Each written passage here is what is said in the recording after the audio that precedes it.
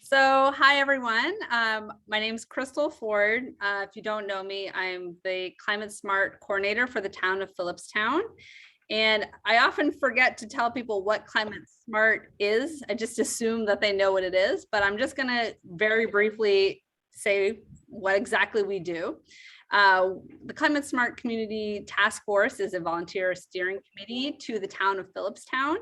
And our mission is to reduce greenhouse gas emissions and prepare for the impacts of climate change by increasing the use of renewables, decreasing our energy use, supporting and developing a more sustainable local economy. And a big part of what we do is just educating and inspiring the community and businesses to contribute to climate change solutions. And I love doing these EV car days and webinars because it's just great to hear directly from people who own these cars and can share their real life experiences. And just a little fun fact, more and more New Yorkers are buying electric cars because of the cost savings. For example, the average yearly cost of fuel for an EV in New York is $708, where a gas-powered counterpart is an average of $1,200 a year. And the EV maintenance costs are lower than conventional cars because they have fewer moving parts. So, and there's a lot of really amazing stuff on the horizon. Like New York State is committing to electric bus fleets by 2035. They are phasing out gas powered car sales after, I believe, 2035 or 2040, don't quote me on that, I forget. So there's a lot of really interesting stuff on the horizon, and this is not a fad, this is the future. And so I'm really excited to introduce Abdur-Rahman because he is an EV enthusiast. He drove down from Buffalo to one of our EV car days, which is so great. And he's got a lot of information that he's gonna share with us. And so I'm gonna turn it over to him. Good evening, everyone. Glad to see everyone here and those familiar and unfamiliar faces. And I'm looking forward to seeing those familiar faces who are interested in electric cars that I hope that we'll see at a future EV car show. I'm gonna go ahead and just share presentation. And may I just have the screen sharing enabled?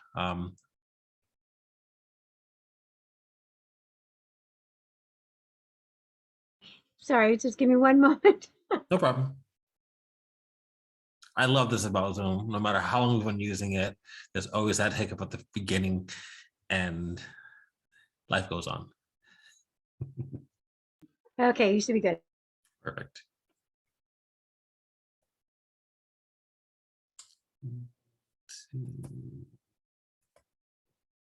Okay, can everyone see that? Yes. So I decided to go ahead and just kind of do a photo presentation because I have done a lot of travel over the past 2 years with EVs. So some of this presentation contains just a lot of pictures of places I've gone because I always like to show people how far I've gone in my electric cars. So I've been an electric car owner for 3 years now. I started with a Ford Focus. I traded that in for a 2019 Hyundai Ioniq Electric, and then I decided that I wanted to get a 2020 Hyundai Kona. So those are the two vehicles that I have right now. So mine is on the left, kind of outside of this picture frame, so you can't really see it too well, but there'll be some other pictures later. So. Okay, so I'm going to actually start here, and I'm going to actually post some links in the chat just for things that I think will be resourceful for you guys. So a lot of people have a lot of questions about where to find information about the cost of electric cars and ideas about where to go ahead and just search for electric cars. And there's a nonprofit organization called Plug in America, and they provide a lot of information to new EV owners and the general public just about electric vehicles. They have a tool called Plugstar, and the picture here is a little kind of big for the screen, but it does a really good breakdown of all the different EVs out there, and kind of gives you an estimate of pricing for what those EVs would be if you decided to purchase or lease. So I'm going to put that link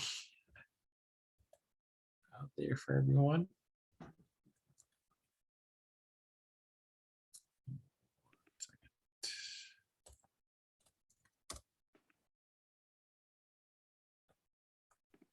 The next thing I wanted to talk about that a lot of people always have questions about are incentives for EVs. Currently, there is a federal tax credit for EVs, and that's up to $7,500. 7,500, and that goes towards your tax, any taxable income that you might have.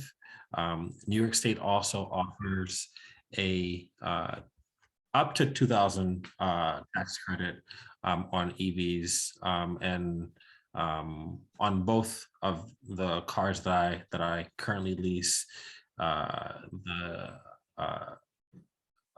rebate was applied directly at the point of sale for the vehicle. So I saved $2,000 in each vehicle.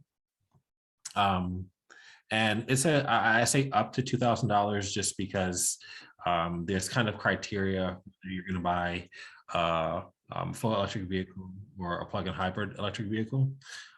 So there is a page that they have that lets you know what the eligible models are, and it gives a breakdown of the specific rebate and the electric range on those vehicles.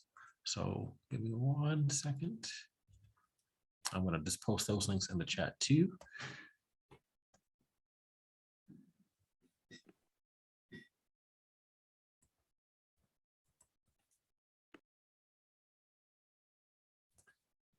Also, if you'd like to just send me all those links, I can send those out to everybody as well in an email after the program. Yep, I'll go ahead and do that. I just want to step back for 1 second and just say that as it pertains to the federal tax credit, at present, both Tesla and Chevy vehicles are not eligible for the tax credit because this government had a criteria that once you reach selling 200,000 or more vehicles, then you would not be eligible for the credit. So aside from Tesla and GM, almost every other manufacturer is eligible for the tax credit if you decide to go ahead and purchase one.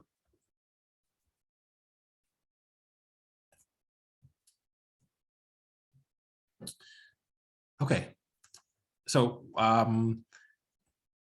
about 2 years ago, it's going on 2 years ago, I had an experience when I first got my electric car that I wasn't very happy about in terms of the charging in the state. Since then, the charging infrastructure in the state has improved vastly. And each quarter since 2020, the Power Authority, under their Evolve New York initiative, we host meetings to get those interested in knowing more about what the state is doing with their charging network to go ahead and get updates. I'll be sending a link out because I usually post our meetings, but you can go back and look at all our previous meetings if you're interested in going ahead and seeing what we've discussed so far. But what the state has been doing is it's installing up to 800 chargers, up to 2025 throughout the state. So at present, this map that you see is where the state has placed charges, and will be placing charges in the state. So if you need to get around, you really don't have to worry. And pretty much most of us have used these stations at some point in time to get either through the state or downstate into Pennsylvania. If you want more information, I'll also leave my contact information so I can add you to our mailing list as well. And you can join us at our meetings. The next one I'm going to show you is a map of what the Thruway has planned.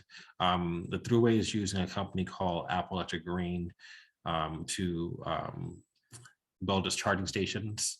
So this is currently all the kind of electric bolts you see on this map really are where we'll see charging infrastructure along the 90 corridor and the 87 corridor, north and south.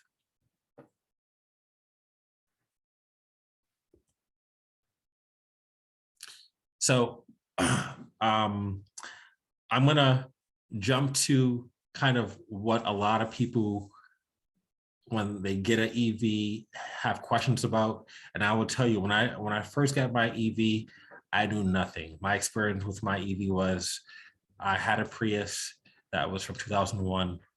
It had some transmission issues and the cost was too high. And I said, I need to move to something different. And I decided to go with a Ford Focus Electric. I paid $5,000 for it, and it was my first foray into the EV. I knew nothing about chargers. It was a good car to replace what I did not have what was working, and I was happy to get into an EV. So we're going to move on to charging. So when you get an EV, a lot of people install home chargers. And this is a picture of a charging setup that my friend Bob C. Muller has, that he has combined with his solar, but it's just in his garage. He plugs in during the summer when there's a lot of energy that he's getting from the solar panels. He's pretty much not really putting any money into paying for charging. He drives a Chevy Volt, which is a plug-in hybrid electric vehicle, has a range of about 30 to 50 miles, depending on the time of year. So this works out perfectly for him. But I like to steal his free energy, as you can see. So I plugged in just to hang out with him one weekday. So that is my 2019 Honda Ioniq. You'll see some other images. So moving on from home charging, here's an example of public level 2 charging. This is a common setup that you see across the state, as Tara mentioned in the chat. This charges just as fast as the setup as Bob had at his home. And there's tons of these around.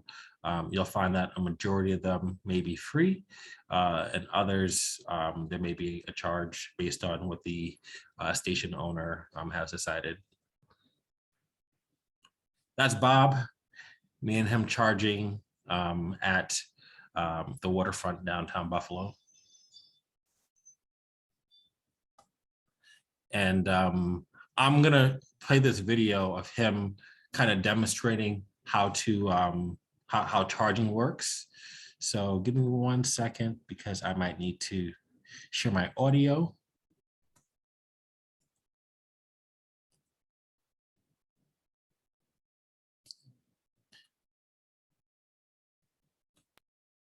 Now, Bob was very excited in this video, so I just want to preface it by saying he tells you how to charge, but he doesn't listen to his own advice, and he struggles a little bit, but it's not really as hard as he makes it seem.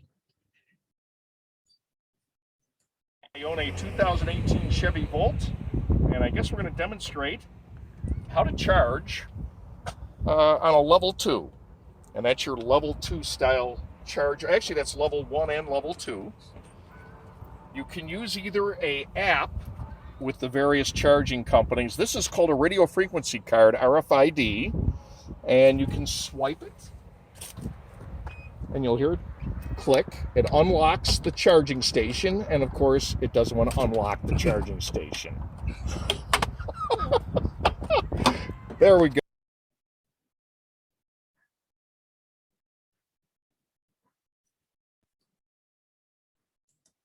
So that's an example of how you would go ahead and do a charge at a level 2 station. 1 second, sorry.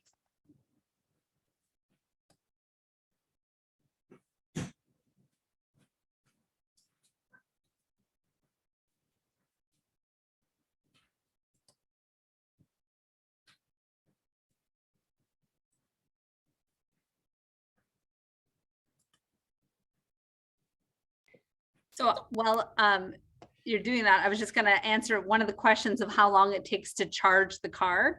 And that really kind of depends. And it depends on if you're using a level 2 charger and how fast your car can charge. But, you can usually average between 25 to 40 miles an hour on a level 2 charger. So it really just depends on how many miles you need to get to your next destination, because most of your charging you're going to be doing at home. So that's like my short answer, but I'm going to turn it over to Abdur. Okay. I own a 2018 Chevy Volt, and I guess we're going to demonstrate. Okay, so I just wanted to provide another example of what level 2 charging looks like. I took a trip to Letchworth Park. Different companies make different chargers, so you'll see that they all look different, but the concept is the same, where you're just kind of taking that RFID card, or you're taking the app, you're tapping it on the station. It's gonna go ahead and unlock the charging port, and then you're just gonna plug into the vehicle. And I have this picture here because one thing that people always ask is, how will I know when to charge? Like, will my car give an indicator? And this is just how my display looks when I know I need to charge really, really bad. I always tell people, don't go down this low. I always test the extreme of how low my battery can go. So don't do this. But yeah, you'll see on the left-hand side, it says charge immediately, power limited. It tells you the percentage of energy you have left and how many miles you have left. When it gets really low, you won't see any miles, which means you should go to a station.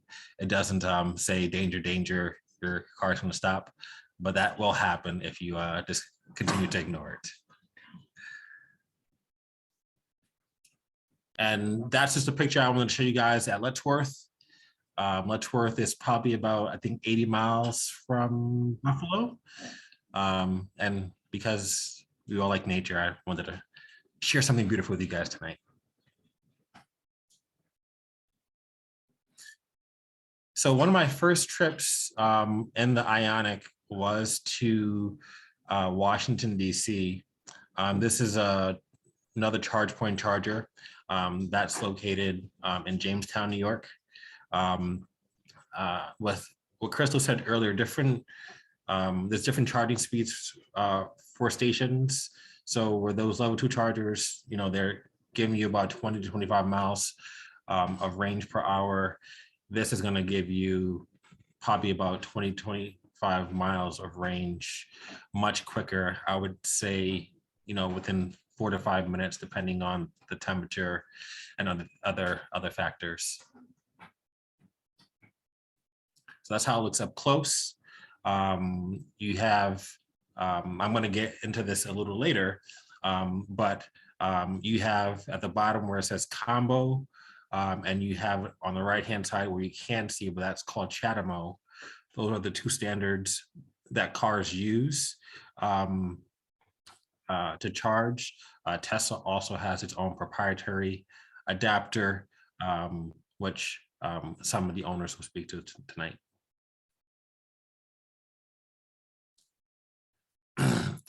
Here's an example of charging on the highway.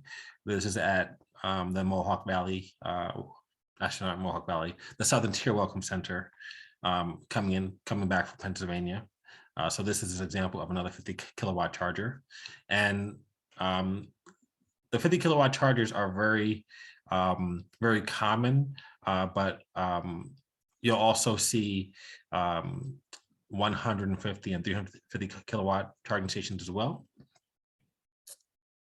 This is an example of both my cars at once. How did I get both of them there? Well, Bob was driving the other one. So I wish there was some technology that could lead them both there, but unfortunately, there has to be another driver there. So that's just me charging the car at the New York Welcome Center on Grand Island. Here's another shot.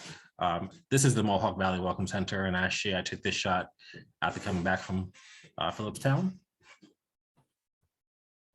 So what I mentioned earlier are the two charging ports that are common on most vehicles. On the left-hand side with the blue cord, that is a Chatamo adapter. And mostly the Nissan Leaf use that. Mitsubishi, they have an Outlander EV that use that. If I'm forgetting any other ones, EV drivers, please let me know. But the Leaf and the Mitsubishi Outlander EV were the two models that really use that. Things like the Chevy Bolt, the Kona, the Kia Niro, all those types of cars use what's called CCS, or it's called the combo adapter.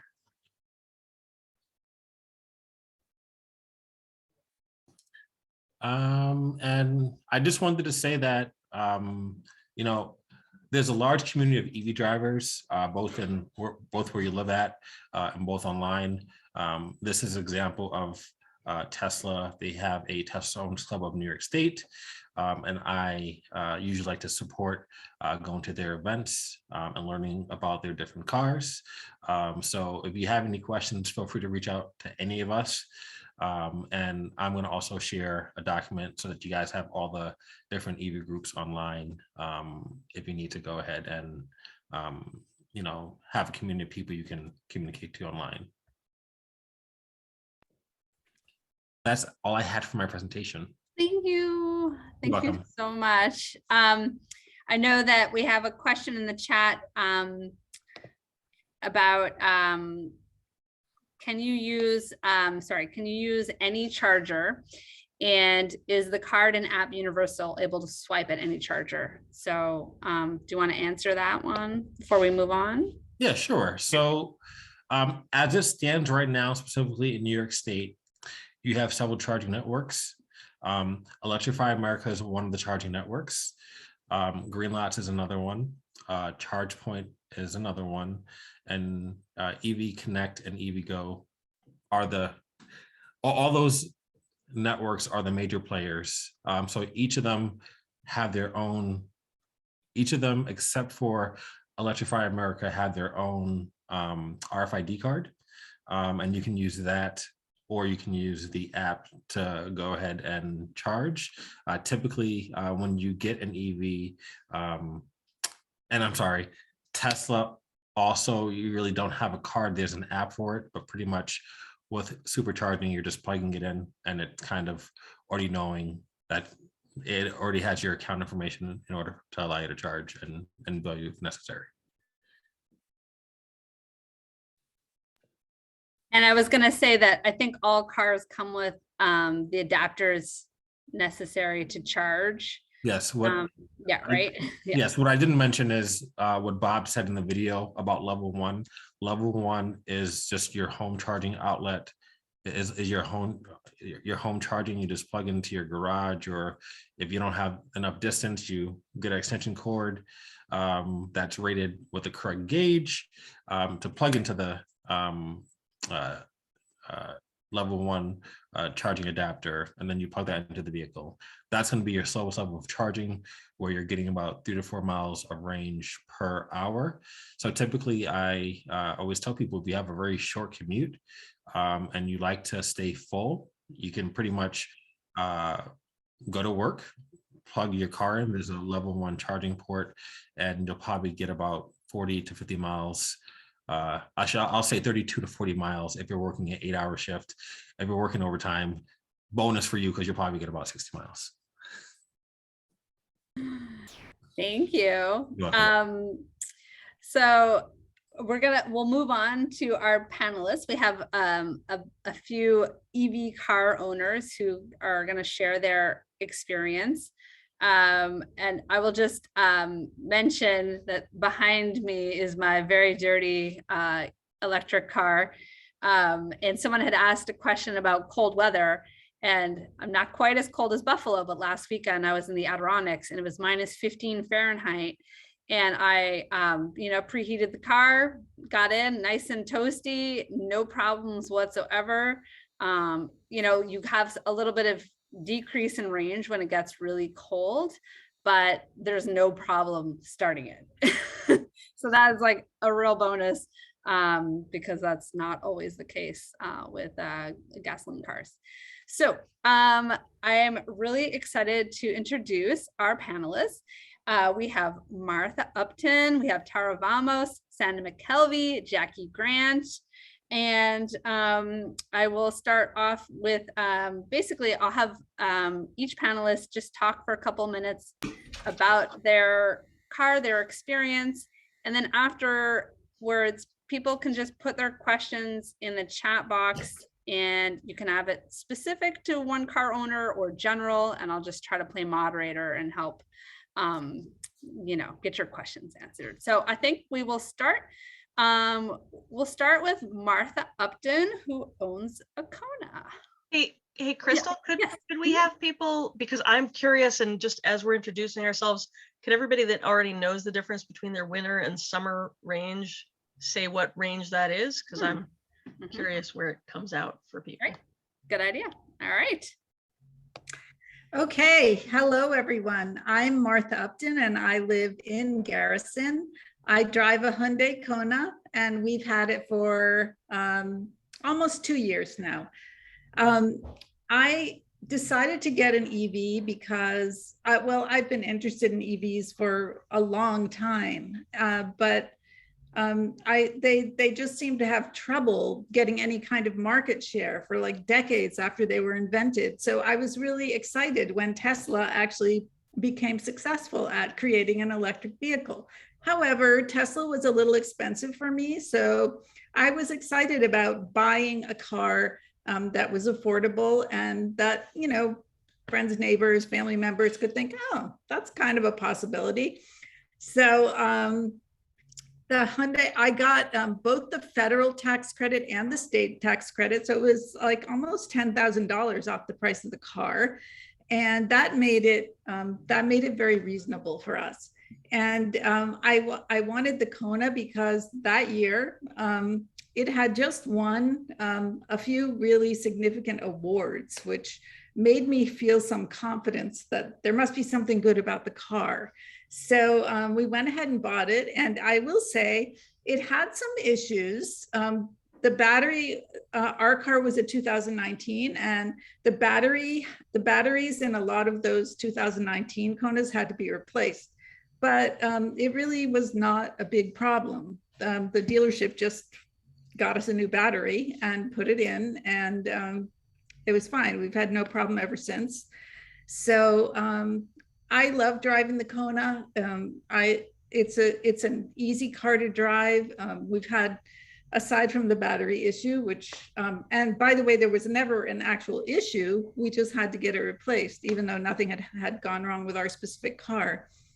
The range of the Kona is about, I don't know, between 270 and 280 miles. And I have only once taken it on a long trip where I had to stop at, we had to stop a couple times and charge it. I took it to Massachusetts, and we used the Electrify America app, and we tried a couple of different things, and that one turned out to be really useful to us because it told us where it's somehow related to the fact that, well, Electrify America includes all the Walmart charging stations. And because Walmart was part of the VW settlement, There are charging stations at Walmarts all over America. So it was really convenient for us because so many towns have Walmarts, and it was easy to find places to charge. And the app also tells you which chargers are available. And if you become a member, they also will send you an alert and let you know when the person who's using it right now is finished charging. So that was really convenient for us. And I was nervous about, we owned the car for over a year before I made that big trip, but it worked out really great. And you just have to plan it a little more carefully, like where you're going to charge and how long it's going to take you to charge. It took us about 30 to 40 minutes to charge, almost fully charge the Kona, at a fast charging station. So we just kind of decided, we planned it in a way that we could stop when we really needed a rest and could get something, a bite of food or something.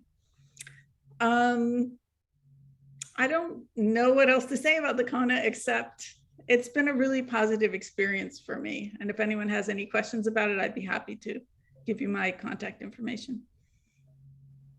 Thank you so much, Martha. The next person is Tara Vamos, and she's going to talk about her Bolt. Hi there. I have a 2017 Bolt, so it's pretty old. I bought it when it was already 2 years old, and I've had it for 3 years.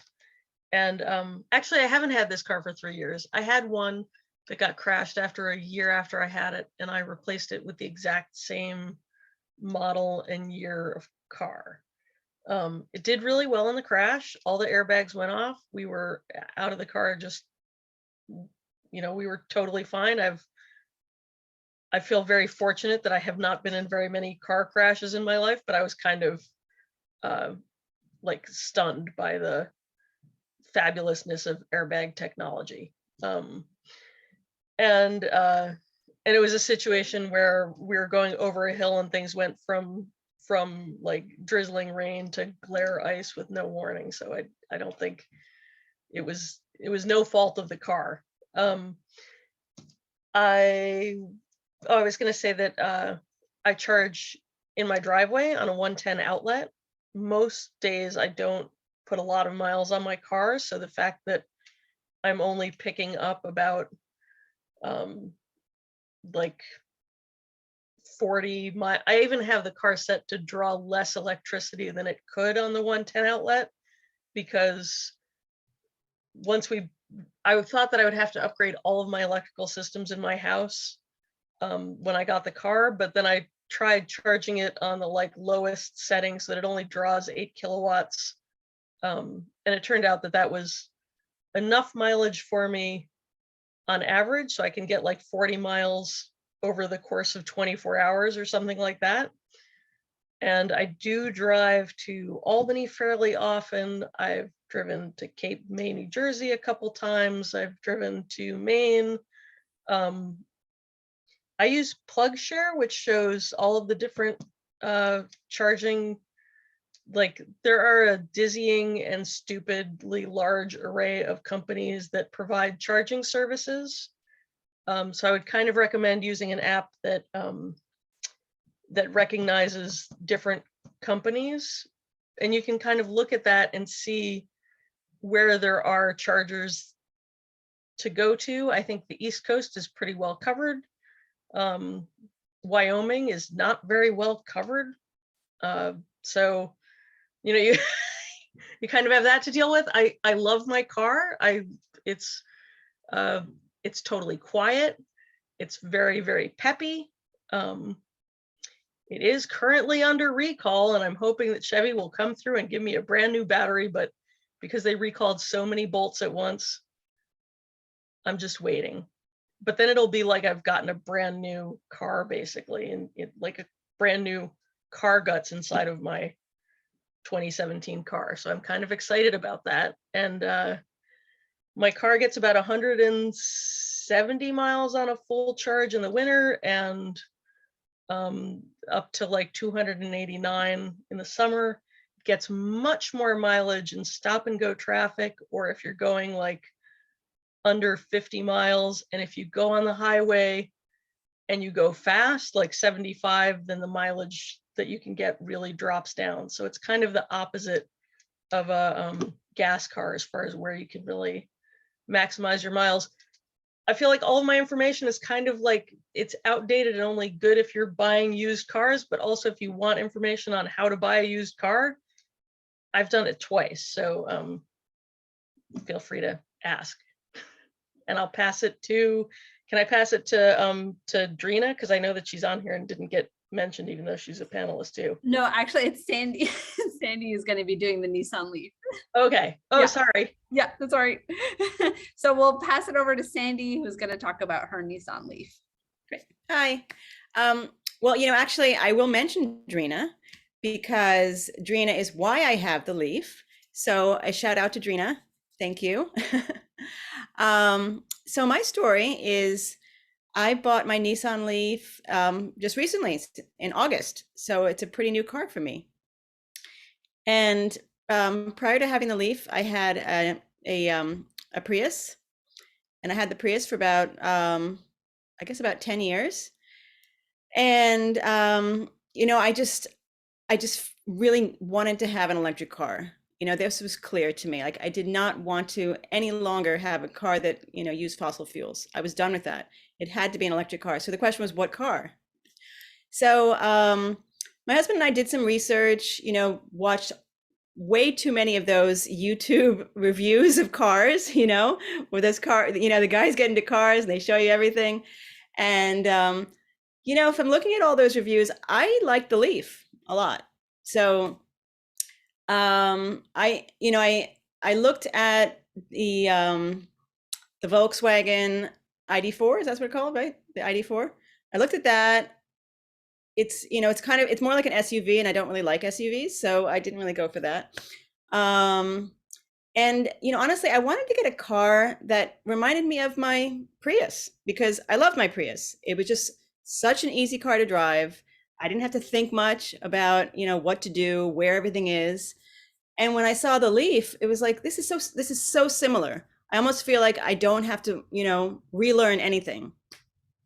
So that was a real plus. Another plus is that the Leaf is, even though it's a small car, it has an amazing amount of legroom in the back seat, for example. Tall people, really people with long legs, have no trouble sitting in the back seat. And then the cargo space is enormous. It is absolutely enormous. You could easily put, 4 regular sized suitcases in the cargo area, to go on a vacation. So that was a really big plus.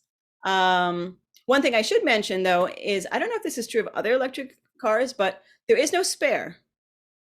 It does not come with a spare. So you hope nothing will happen, right? I hope nothing's happened, and I hope nothing will happen.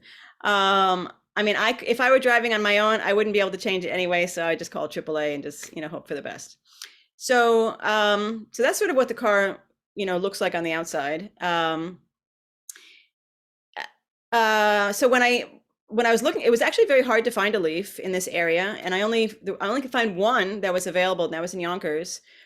So, it's interesting. Like the Nissan company was they didn't really have much knowledge of electric vehicles. And I don't know, this is something, Abdur, if this is something that you find is true with, with the dealers, like they're not really that interested in selling electric cars. And they didn't, like, nobody was knowledgeable who could tell me, specifics about it. And they just had this one car in the lot, and they're like, I don't know, you want to give it a test drive? And like I said, like I immediately just felt like, oh, I can drive this. I don't need to learn anything new.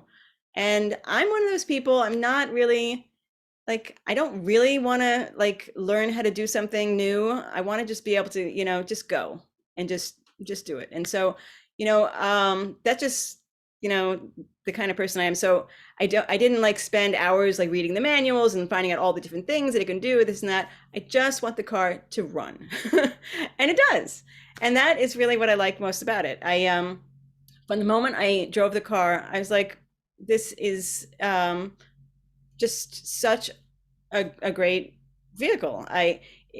you know, it doesn't make any sound, as you know, everyone knows about electric cars. Although I should say, when you're going very slowly, it does kind of make a humming sound, and that's a, you know, that's for, you know, so people can hear that there's a car coming. It's a safety measure. And actually, the first time I drove it to my son's piano lesson, the teacher said, like, "Wow, I thought that this was like, you know, Back to the Future," and it was, you know, it was one of those, I forgot the name of the car, you know, whizzing by, because it had that sort of spacey sound, which I think is kind of fun. I like that. So I, again, invoking Drina again. Drina, you know, showed me her car. She loved her car, but the one thing that she wasn't really, you know, completely satisfied about was that she got the lower range. And I did not want to get the lower range because she said, you know, sometimes, you know, you just can't get as far to New York City and back. And I didn't want to have that. So I got the, you know, I got the higher range. And so in the summer, you know, it says it's about 270, but, you know, it's not always 270. Sometimes, you know, I'll charge it and it says it's like 250, 255. But it's in that range, you know, between 250 and 270 in the summer. And then in the winter, it seems like it's around 230. That's kind of where I'm guessing it is, something like that. There is an issue with driving fast, and I think Tara mentioned that if you drive really fast, you will, you know, lose a lot of charge. So you really have to, you know, keep that in mind.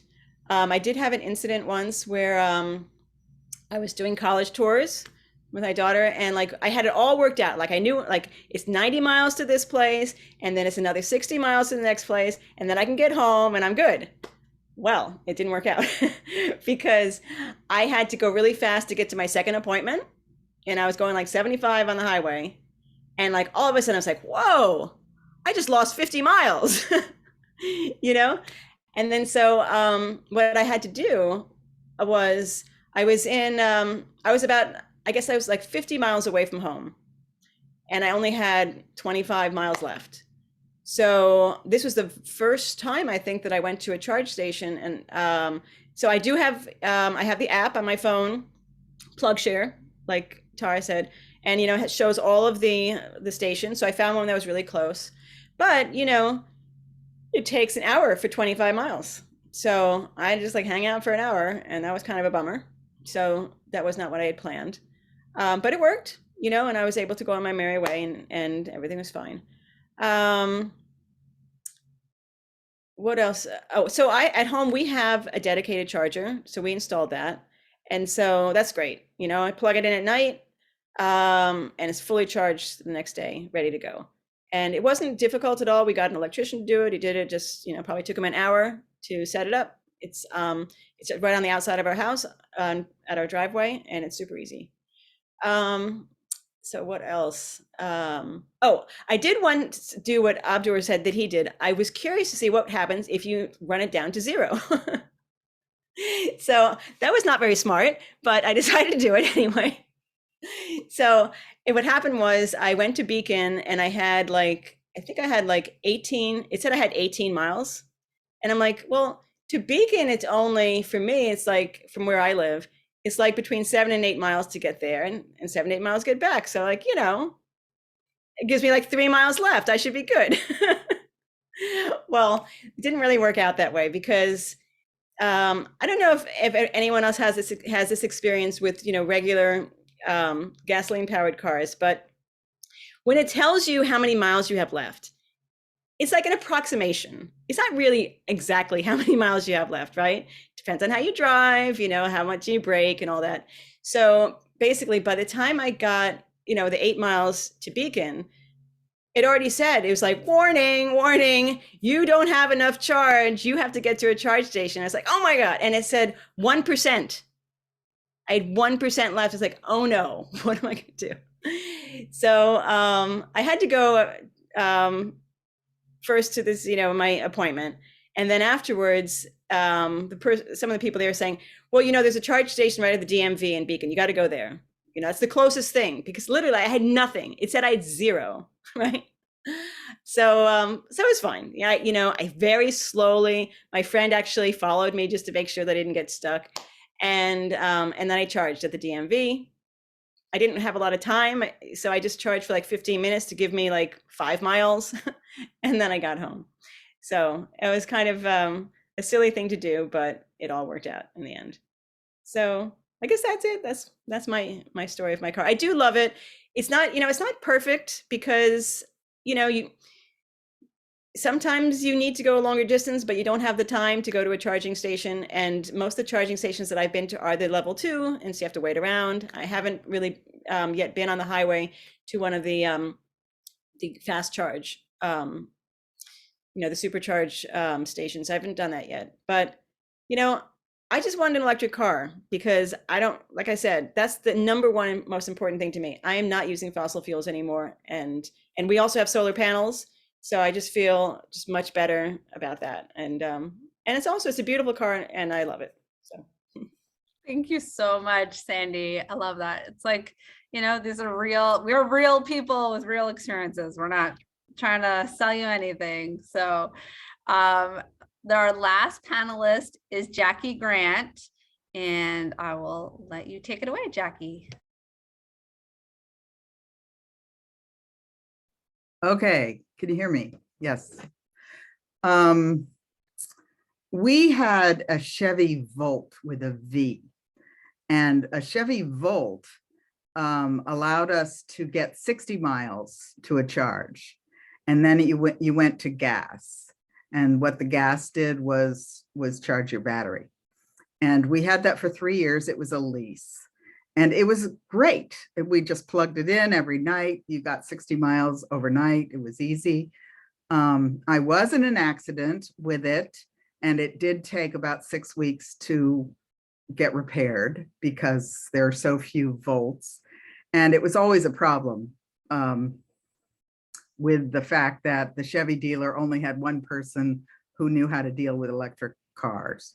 So at the end of the lease, we decided to get a Tesla, and that was partly because of going to the Desmond-Fish and seeing everybody's cars and talking to everybody. And I was very interested in getting a car that was extremely strong and safe.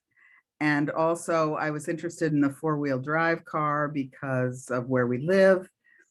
And I also in some ways thought that this car we were going to have for quite a long time. So actually, I think it was your husband, Krystal, who convinced me to go ahead and get a Tesla. But because we waited 3 years, I did have a diesel, a Volkswagen diesel. So we were part of that horrible situation with VW, and I was very angry with them. And we did get a payment for it. And I was going to buy a Tesla at that point, but I couldn't get one when I needed to. So this is why I went with the Volt. So finally, I was ready. It was time to get my Tesla. And it turned out that in the 3 years that I had that lease, Tesla came out with a Tesla Y, which was also like a 3. It was kind of lower than the other prices of Tesla. But it turned out it had a lot of height, headroom, and my husband's very tall, and so that really was wonderful because it has plenty of headroom.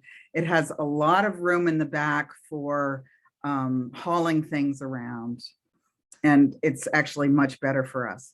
And so we got a long range, which the range is 330 miles, I guess, in the summer, and more like 300 in the winter. And we got the 4-wheel drive. Now let's see, as far as the things that we love about it, one of the things is that it upgrades. When we put the Tesla in the garage, it automatically connects to the internet, to our Wi-Fi and to the internet, and it upgrades constantly. It has constant upgrades that just come into the car. And so the most recent upgrade provided a situation where when you turn on the blinker on your screen, you can see your blind spot. So that, we really love that. And that just came recently with an upgrade, which was kind of nice because we have a 2021 Tesla and it's nice. We don't have to buy the 2022 to get the upgrade. A couple of other things I love about it are that when you're on cruise control with it, it automatically keeps you within a bubble. So it automatically keeps you 4 car lengths behind the car in front of you. Or you can set the distance. Chris is here.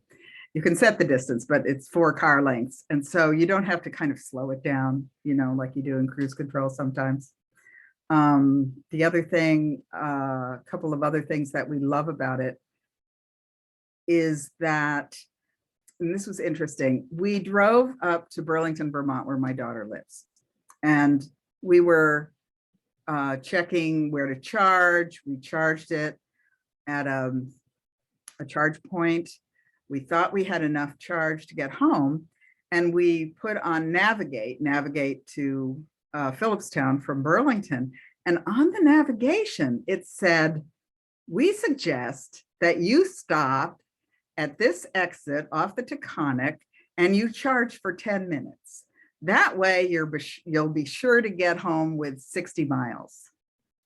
And I was shocked. I didn't realize Tesla had this.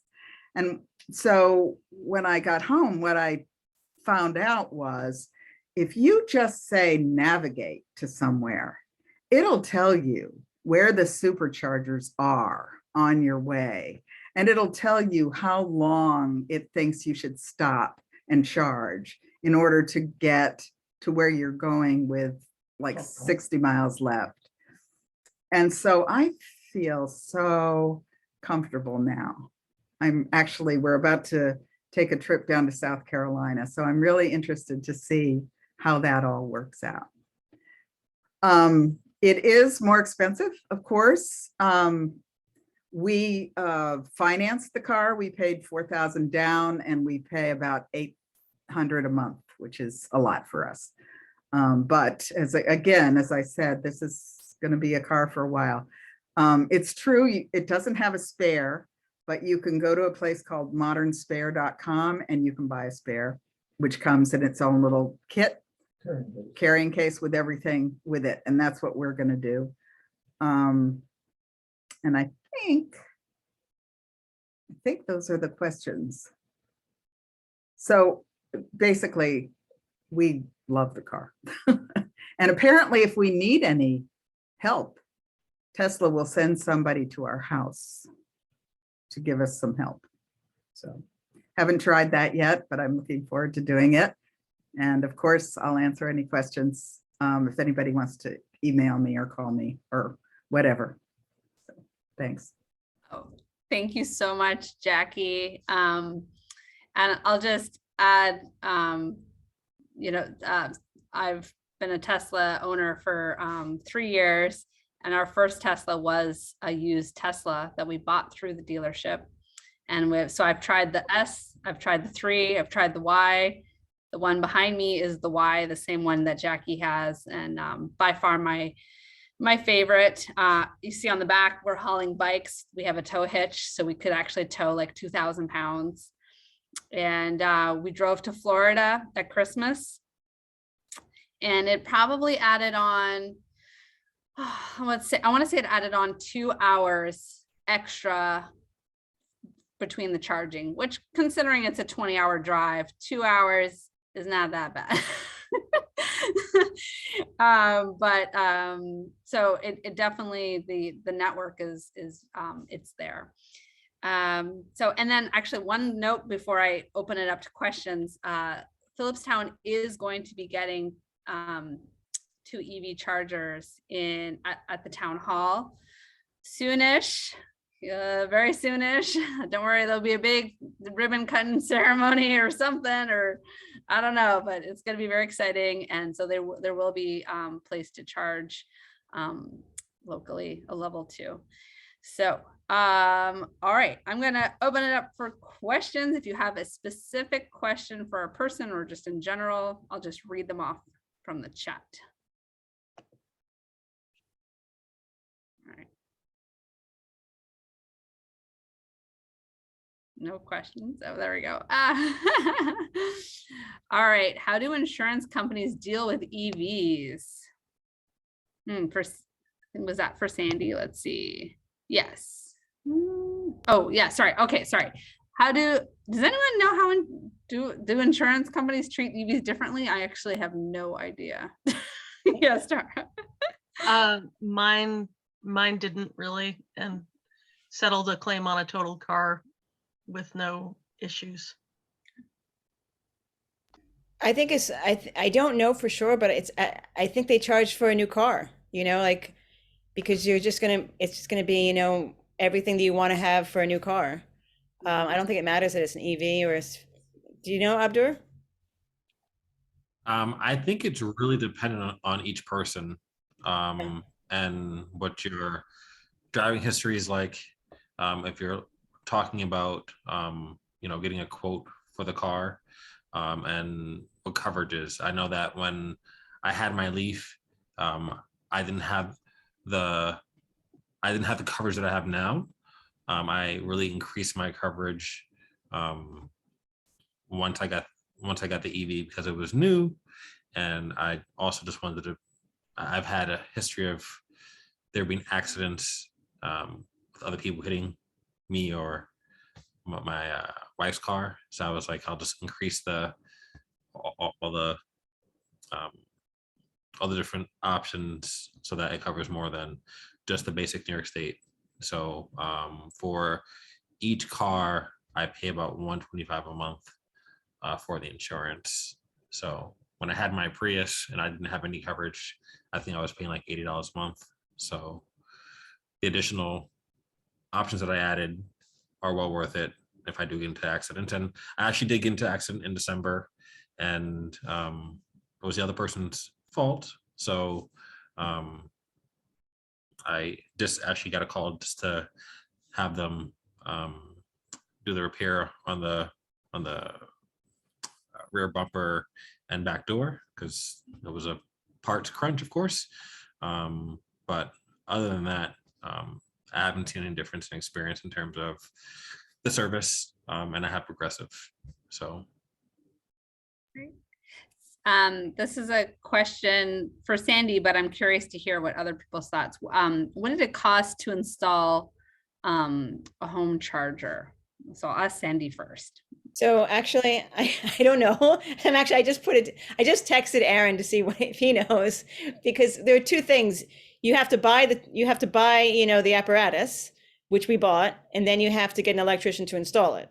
So I didn't do either of those things. So I'll get back to you on that. What about Martha? Yeah, so we also put in a home charger, and we did not do it the cheapest way that it is available. I think we paid more than we needed to because we just didn't know enough about it. But we paid somewhere between $500 and $1,000, but I actually think there's some sort of rebate program or some sort of incentive that you can get. And I don't have that information, but Abdur-Rahman, do you have that? Yeah, so there is a federal and there is a state tax credit for getting an EV charging station installed. I'll grab the link and put it into the chat so everyone has it. I have the answer for me. I just found out. So we paid $632 for the apparatus, and then it was $300 for the electrician to install it. But Aaron said that there are cheaper ones out there, so I don't know why we chose that one. But so we're talking about $1,000. Yeah, they're a good resource. A good EV charger is Clipper Creek, and I think they start at maybe 300. I think we paid 600 for our Tesla charger, and I can't remember what install was, but it probably was in the $500 to $1,000 range for install. It always depends on how far the line has to go to your panel, basically. So yeah, that's. I can answer that. Yeah. We installed a 240 volt circuit, 50 amp circuit, and luckily our panel is right by the back corner of our Tesla. So we actually we only had to go about 1.5 feet to the box. But the nice thing about it is we didn't get the Tesla charger. They make adapters that fit just a 240-volt outlet. And they make it for all the different kinds of outlets you can get. So I got I've forgotten the number, but they make about 4 or 5 different adapters that will fit into the cord that comes with the car. And so that costs $35 for the adapter. So, I mean, it was just the cost of installing the 240-volt circuit, which was about $200, and then the $35 for the adapter, and we were all set. Basically, you don't have to buy the Tesla charge port. You can just buy an adapter for a 240 plug, and it works perfectly fine. Yeah, we still get like 30 miles an hour. Right. We get 30 to 33 miles an hour charge. Yeah. I will say it is an incredible luxury to be able to just charge your car near your home or in your home, in your garage, and overnight, and never have to go to a gas station, never have to worry about it. I mean, once in a while, I make a long enough trip that I need to plan something out with the charging stations on the road, but the majority of the time, I never have to think about it. It's just like plugging in your phone at night. Yeah, I was gonna say, I think I only plug in every 3 days. I don't plug in every night. Yeah. So. You know, the other nice thing is that you can, and it doesn't affect us particularly here in Philipstown, but because the Tesla is basically a computer, you can tell it that you want to have it charge when usage rates are low. So we can plug in the car, but I can say, I will only want it to charge when usage rates are low, but I want to have it ready by 8 o'clock in the morning, and it will completely do that. So. Very smart. So another question is, were any of you, I'm going to open this up to everyone now.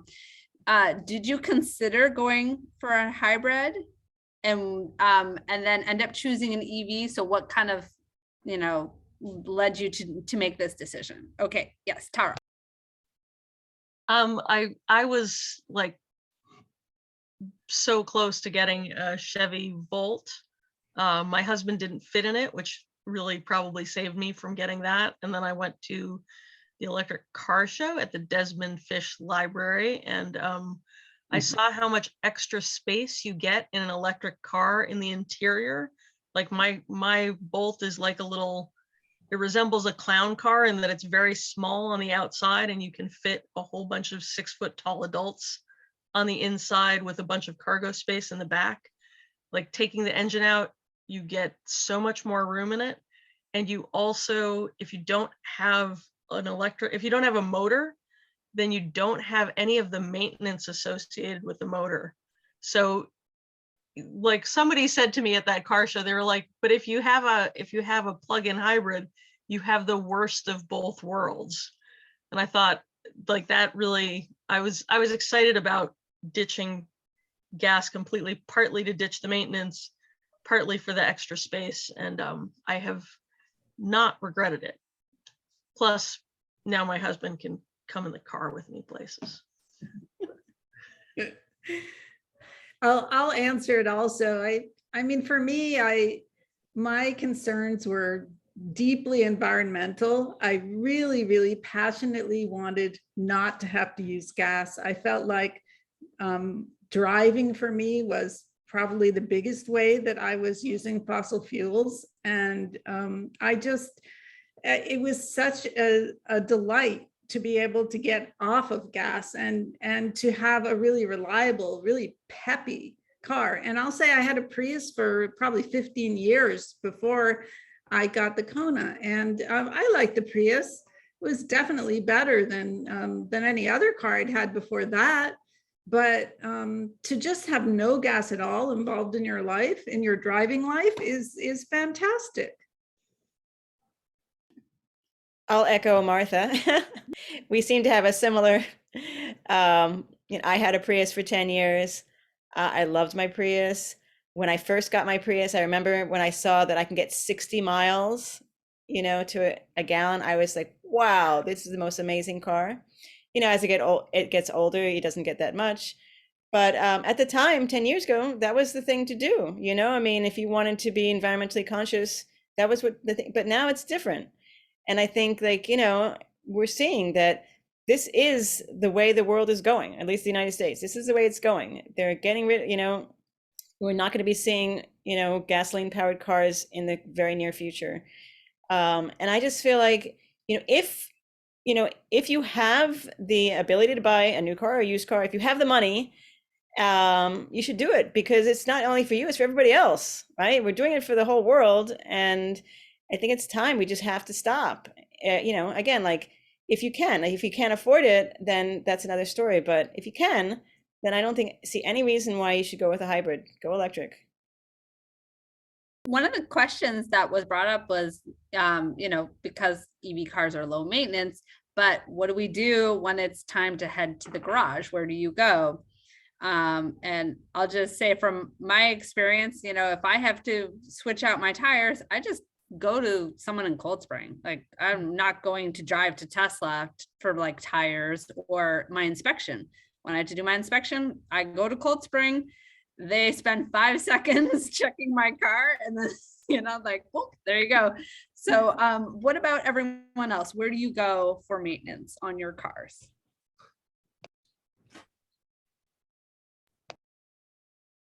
You want to do this again? So for the Ioniq and for the Kona, Hyundai offers 3 years of free maintenance, and the only maintenance really I've only had have been tire rotations, and changing the air filter. It's really if you go to a regular place, at least up here, it's probably like $30 to do a tire, just to do a tire rotation. And actually I need to restate that. On the Ioniq, I had to pay for the tire rotations because it was in 2020 that Hyundai started offering the 3 years of free maintenance on cars. So for the Ioniq, I really haven't paid more than $100 a year on maintenance.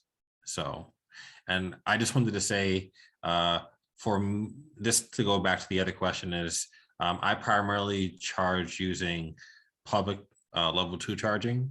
I can charge at home, but there's plenty of public level 2 charging that's without cost near me.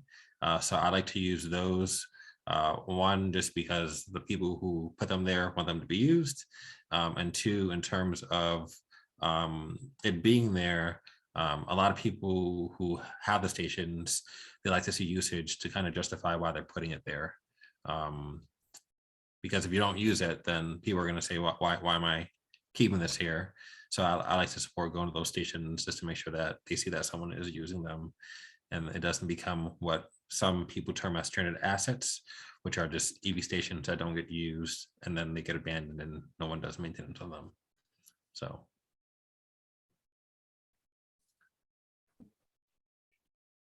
Good. So it looks like everyone kind of goes local. And I'm going to do like a plug for something that I think I can't even believe that I did this, but I completely forgot to rotate my tires. Because with gas cars, you're so used to bringing it in for like regular maintenance, like the oil change and all that stuff. It's like, yeah, everything gets done. I completely forgot that I needed to rotate my tires because I was like, everything's maintenance free. Well, I completely wore out my back tires because I forgot to rotate them. So I would say put in your calendar to make sure you rotate your tires at some point. I forget what the mileage is. But yeah, that was one of those things where I was like, oh, oops, it's not like zero maintenance, it's just like way less maintenance, but you definitely want to make sure you rotate your tires.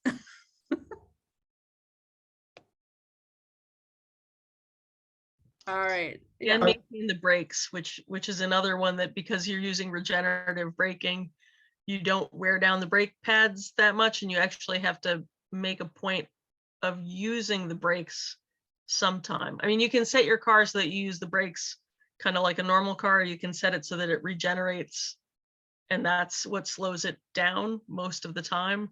And then some people, if they do that too much, then their brakes can actually rust from never being used. So pump your brakes once a something. Figure out. No, I'm muted still. Well, I would like to just add that one of the things that is nice about the sensor, about the Tesla, is the number of sensors that it has on it. The cameras and things are really, really useful. And the car warns you about proximity and crossing the lines on the roads and all of those kinds of things. And I didn't ever have a car that did that before, and I found that I've become very used to it and really like it. I mean, I find that they're very useful to have, especially the side cameras and the backup cameras and things like that, because they're really good. Do a great job. What Jackie was talking about, the turn signal, we have side cameras on each side. So whether you turn your left side, the left-hand camera comes on and you can see the entire left-hand lane.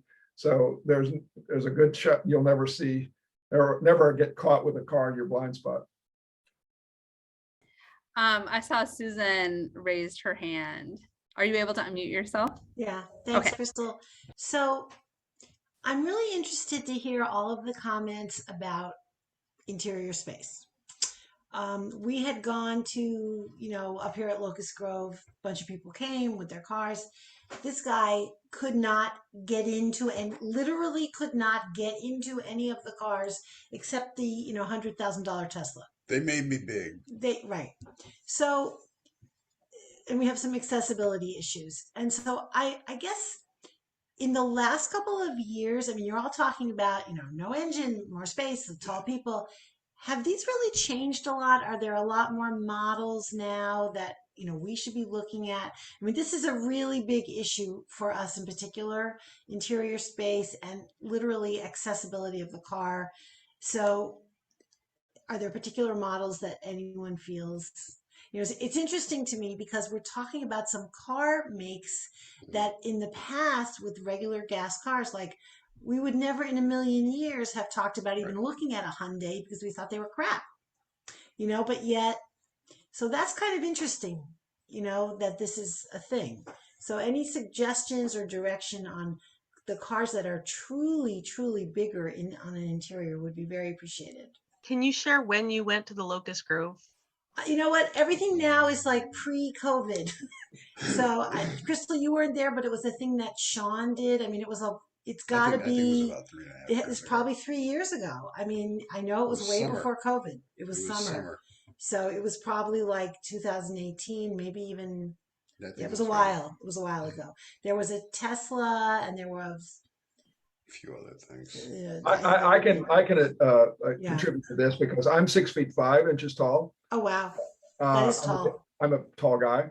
And when we went to look at our Tesla, we were really interested in a Model 3. I mean, we went when we looked at it, but there was a Model Y sitting next to it. And this was in September, right?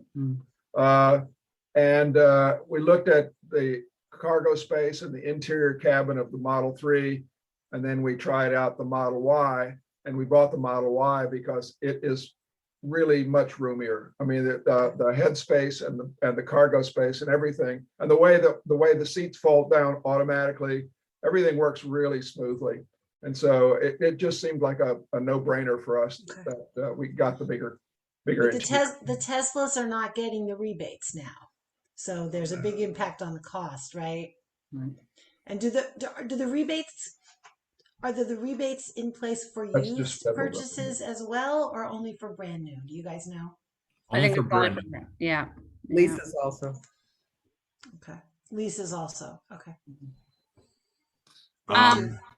So I recognize that we're getting a little, close to finishing.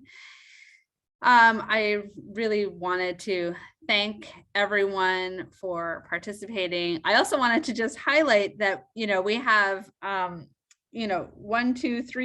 different electric car, actually 5 5 different make and model EV owners who drive in Buffalo, in Garrison, in Cold Spring. So EV cars can work in our area. There's like this, you know, conception that you drive, you move out to the country, you got to get a Subaru. You don't need a Subaru. You need winter tires. It's not a nice motto, but like really, like we all drive EVs. We all live in snowy, wintry conditions, and they are safe. You know, it just got to drive slow and get winter tires. So, but I really, really thank you everyone for just joining us in tonight. And if you have any questions, I will put my email in the chat, and you are more than welcome to ask, because, you know, we just want to answer as many questions as we can, because like Sandy said, or other people said, the dealerships are not quite there yet, but they are getting better. And I will give a little plug for Healy, because they actually have been very helpful, and they helped us do a test drive back in September, and they brought the Ford Mach-E, they brought 2 or 3 other models I'm totally blanking on right now. I think they brought the Kona, and you know, they were there, they were, you know, answering questions. And so I think we can't write off all the dealerships. I think some are starting to recognize that the game is changing. So I would encourage you to look, if you're looking, I would reach out to Healy first, because they have, you know, they have been responsive. And so that's in Beacon. Yep. Okay.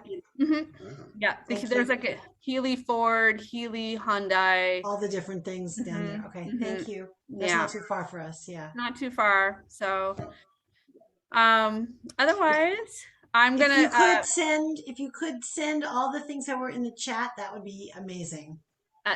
we will do that, and then Thank the you. recording will be available. So if you ever want to revisit it, we thank the library for agreeing to host. They're such a great EV partner for us.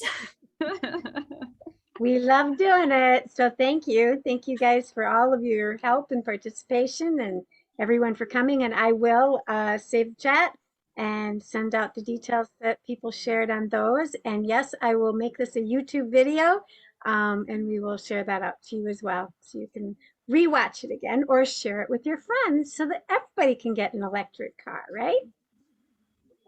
Thank you. Thank you all. Thank you. Thank you. I thought that was very